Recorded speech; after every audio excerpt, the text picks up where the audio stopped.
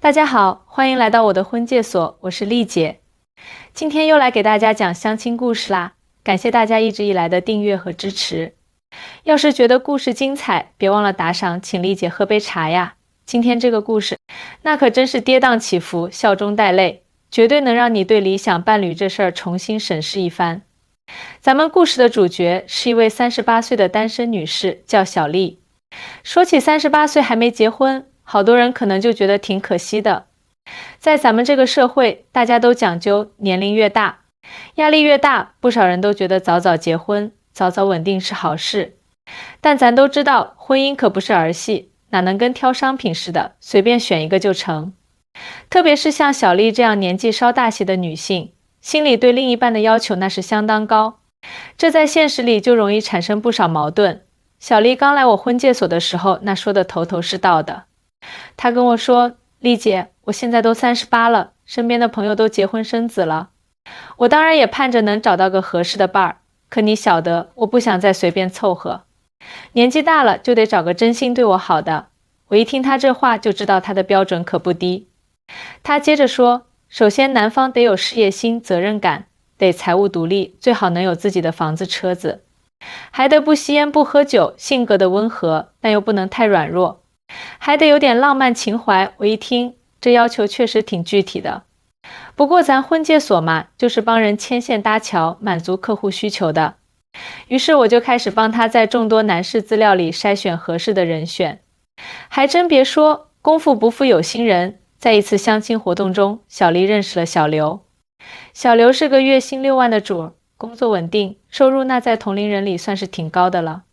两个人一见面，小丽就觉得对方条件不错，小刘对小丽也挺有好感，两人交流起来特别顺畅。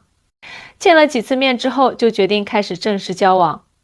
本来这事儿看着挺顺利的，可谁能想到事情慢慢就出现了转折。小丽有个要求，她觉得自己都38岁了，虽说事业有成，但对感情的期望特别高。她希望男方不仅能养得起她，还得全心全意投入到感情里。这要求乍一听好像也没啥问题，谁不想有个全心全意爱自己的另一半呢？但问题就出在，她不但想要被宠着，还想让男方完全听她的，就像个家庭领导人一样。打这之后，小丽和小刘的关系就有点变味了。小丽总觉得男朋友有点懒，小刘工作忙归忙，可一回到家就只顾着休息，不愿意做家务，也不怎么主动关注她的需求。小丽就开始抱怨，他一天到晚忙，赚了这么多钱，可回到家都不给我做点实际的事儿。就这么下去，这感情咋能长久呢？小刘听了，心里也挺不满，反驳道，我上班的时候那是拼命工作，努力赚钱，你还想让我每天回家再做家务啊？我要是做家务，非忙到崩溃不可，我这心力都在工作上呢。再说了，我又不是机器人，偶尔也想放松放松。就这么着，两人你一言我一语地对峙起来，结果可想而知，争执越来越频繁，两人的关系变得越来越微妙。小丽不停地发牢骚，小刘呢就觉得越来越累。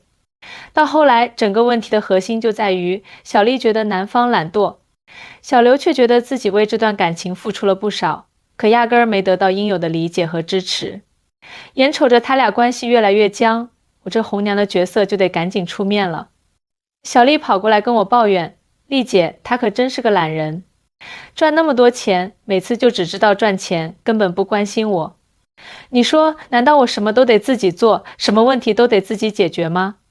我当时听了真是有点无奈，虽说我能理解她的情绪，可心里也在想，你要是真要求这么高，那也得做好承担自己责任的准备啊。婚姻可不是一个人拼命付出，另一个人光享受的关系。两个人在一起，相互支持，相互理解，懂得平衡和妥协，这才是关键。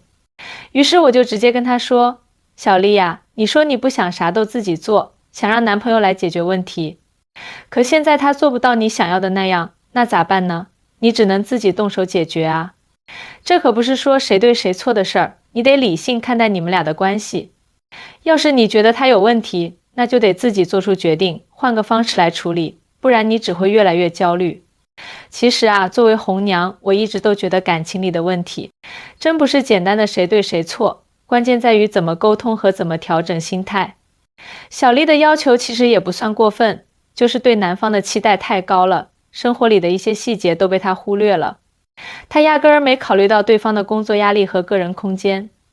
我就继续提醒他，婚姻可不只是依赖对方赚钱，也不是依赖对方提供一切。感情是得两个人共同努力的结果。你觉得他懒，那你自己能不能做得更好呢？从你自己的角度想想，你到底真正需要的是啥？你想要的是一个能在事业上不断进步的男人，还是一个能帮你分担生活琐事的伴侣？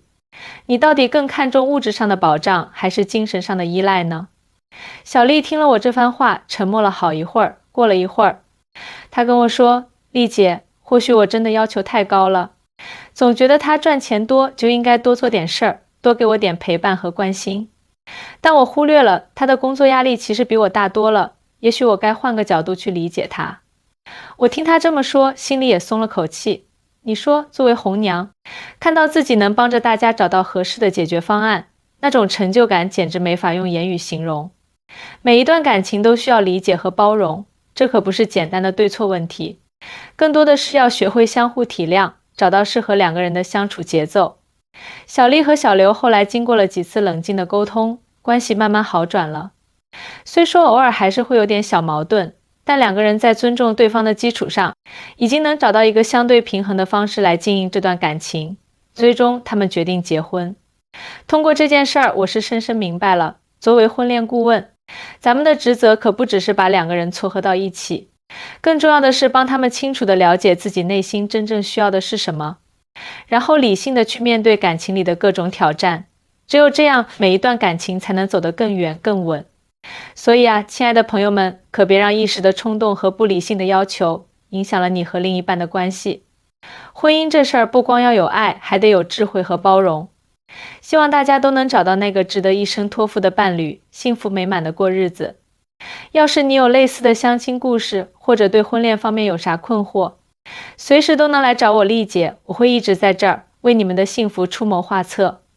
初见小丽那天，小丽穿着一身简洁得体的职业装走进了我的婚介所。她化着淡淡的妆，眼神里透着一种成熟女性的韵味，但又隐隐带着一丝焦虑。我赶紧起身，热情地招呼她坐下。丽姐，我在网上看了你们婚介所的评价，都说您特别靠谱，所以我就来了。小丽一坐下就开门见山地说：“哈哈，过奖啦，我们就是想帮大家找到合适的另一半。你先跟我说说你的情况和要求吧。”我笑着回应她。于是小丽就开始跟我讲起了自己的经历。她大学毕业后就一心扑在工作上，这些年在职场上摸爬滚打，也算做出了一番成绩。现在是一家公司的中层管理人员，可感情方面一直都不太顺利。之前谈过几段恋爱，但都因为各种各样的原因分手了。丽姐，你也知道，女人到了我这个年纪，身边的朋友都成家了，每次聚会看着人家一家三口其乐融融的，我心里就特别不是滋味。小丽有些感慨地说：“我理解，不过婚姻这事儿急不得，得找个合适的人。你对另一半有啥具体要求，尽管跟我说。”我认真地看着他，这才有了之前说的那一番话。小丽详细地说出了自己对另一半的种种期望。我一边听一边在心里琢磨着，这要求确实有点高，但也不是完全找不到符合条件的人。只要用心筛选，说不定还真能成就一段好姻缘。精心筛选与初次见面送走小丽后，我就一头扎进了男士资料库里。我按照小丽的要求，一条一条的筛选，有事业心，责任感，财务独立，有房有车，不吸烟不喝酒，性格温和但不软弱，还得有点浪漫情怀。这条件确实有点苛刻，找起来可不容易。我花了好几天时间，仔细比对了上百份资料，终于找到了几个比较符合条件的男士。其中小刘的资料格外吸引我，他在一家大型企业担任中层管理，月薪6万，工作稳定，有自己的房子和车子，而且从资料上看，他兴趣爱好广泛，喜欢读书、旅行，给人一种很有内涵的感觉。我赶紧联系小刘，跟他介绍了小丽的情况。小刘听了之后也挺感兴趣，于是我们就约好了见面的时间和地点。到了相亲那天，我提前到了约定的咖啡馆，想看看两人初次见面的情况。小丽先到了，她今天打扮得更加精致，穿着一条淡蓝色的连衣裙，显得优雅又大方。不一会儿，小刘也来了，他穿着一身休闲西装，看上去精神抖擞。两人一见面，先是有点拘谨地打了招呼，然后就坐下来开始聊天。我远远地看着，发现他们聊得还挺投机，时不时就会露出笑容。我心里暗喜，觉得这事儿有戏。大概过了1个多小时，他们的见面结束了。小丽走过来跟我说：“丽姐，我觉得小刘还挺不错的，条件都挺符合我的要求，而且人看着也挺靠谱。”我笑着说：“那就好，小刘刚才也跟我说对你印象挺好的，你们可以再接触接触。”从那之后，小丽和小刘就开始频繁的约会。他们一起看电影、吃饭、逛街，感情升温得很快。每次小丽跟我分享他们约会的点滴，我都能感受到她的开心和幸福。我也真心希望他们能一直这么顺利地走下去。矛盾出现，可谁能想到好景不长。大概交往了2个月左右，小丽又来找我了，这次她的脸上满是愁容。丽姐，我跟小刘好像出问题了。小丽一坐下就唉声叹气地说：“怎么啦？好好的怎么会出问题呢？”我关切地问，小丽就跟我讲起了他们之间的矛盾。原来随着交往的深入，小丽发现小刘虽然工作上很出色，但回到家后就变得很懒。小刘工作忙，经常加班，一回到家就瘫在沙发上，不愿意做家务。而且他也不怎么主动关心小丽的需求。小丽觉得自己在这段感情里很委屈。丽姐，我就想他能多陪陪我，多关心关心我，下班回家能帮着分担点家务。可他倒好，就知道休息。他赚那么多钱有什么用？连基本的陪伴都给不了我。小丽越说越激动。我听了之后安慰她说：“你先别着急，小刘工作忙，可能也是真的累了。你有没有跟他好好沟通一下你的想法呢？”沟通过了，可他根本不理解我，还说他工作已经够累了，不想回家还做家务。小丽无奈地说。我心想，这确实是很多情侣会遇到的问题，工作和生活的平衡，以及双方对感情付出的期望不一致，看来得好好劝劝他们。深入沟通与矛盾激化，为了帮助小丽和小刘解决问题，我决定分别找他们聊聊。我先约了小刘，在一家安静的茶馆里，我们见面了。小刘啊，我听小丽说你们最近有点矛盾，我想跟你了解一下你的想法。我开门见山地说。小刘无奈地笑了笑，说：“丽姐，我也挺苦恼的。我工作真的很忙，每天在公司要处理各种事务，压力特别大。回到家就想放松一下，可小丽觉得我不关心她，还说我懒，不愿意做家务。我真的是心有余而力不足啊。我理解你的压力，但是感情是需要双方共同经营的。小丽希望你能多陪陪她，多分担点家务，这也是很正常的需求。你有没有想过，在不影响工作的前提下，尽量抽出点时间来关心他呢？”我耐心地劝说道。小刘点点头说：“我也知道他的想法，可我有时候真的太累了，根本没精力。而且我觉得我努力工作赚钱，也是为了我们的未来啊。”跟小刘聊完后，我又约了小丽，我把小刘的想法原原本本地告诉了他。丽姐，我知道他工作辛苦，可我也有自己的工作啊，我也累啊。我只是希望他能多在乎我一点，这难道过分吗？小丽委屈地说。小丽，我知道你的要求不过分，但婚姻生活就是这样，需要相互理解和包容。你不能只看到他的不足，也要看到他为这段感情付出的努力。你可以试着换个角度去看问题，也许会有不一样的感受。我语重心长地说。本以为经过我的调解，他们的矛盾会有所缓和，可没想到接下来的情况却更加糟糕。小丽和小刘的争执越来越频繁，每次争吵都让他们的关系变得更加紧张。小丽觉得小刘根本不愿意为她改变，小刘则觉得小丽不理解他，越来越不可理喻。危机时刻的劝导，有一天，小丽哭着给我打电话，说她和小刘大吵了一架，小刘甚至提出了分手。我一听，觉得事情严重了，赶紧让小丽来婚介所找我。小丽来到婚介所的时候，眼睛红肿，情绪非常低落。丽姐，怎么办？她怎么能说分手就分手呢？我真的很在乎她啊。小丽哭着说，我一边安慰她，一边思考着解决办法。我知道这个时候必须让小丽冷静下来，好好审视他们之间的问题。小丽，你先别哭，既然你在乎他，那就得想想办法解决问题。你们走到这一步，肯定双方都有责任。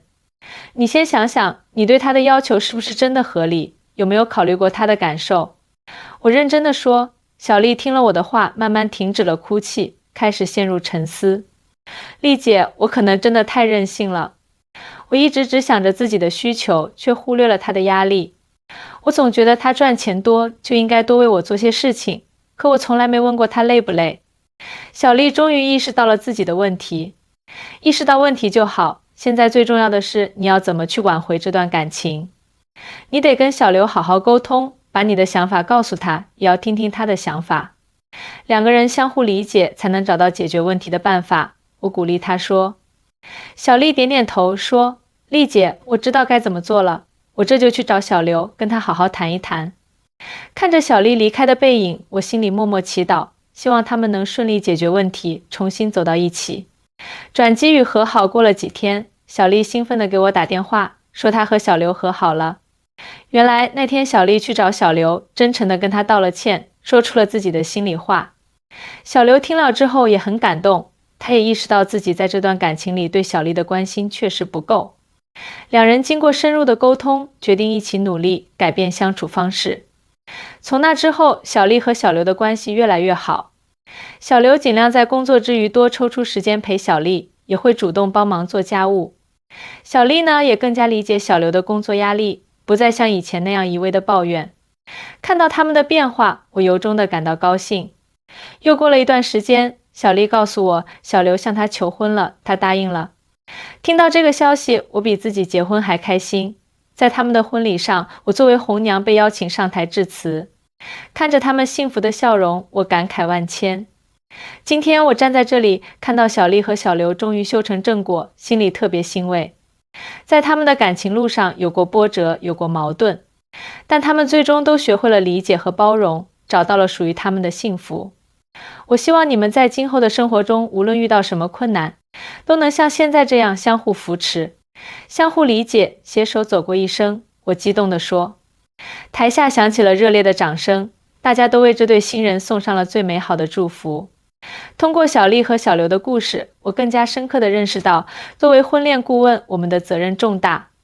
我们不仅要帮助单身男女牵线搭桥，更要在他们遇到问题时，引导他们正确地处理感情矛盾，让他们明白，婚姻是一场漫长的旅程，需要双方用爱、智慧和包容去经营。亲爱的朋友们，希望你们都能从这个故事中得到启示，在追求爱情的道路上，多一些理解，少一些抱怨，多一些包容，少一些苛求。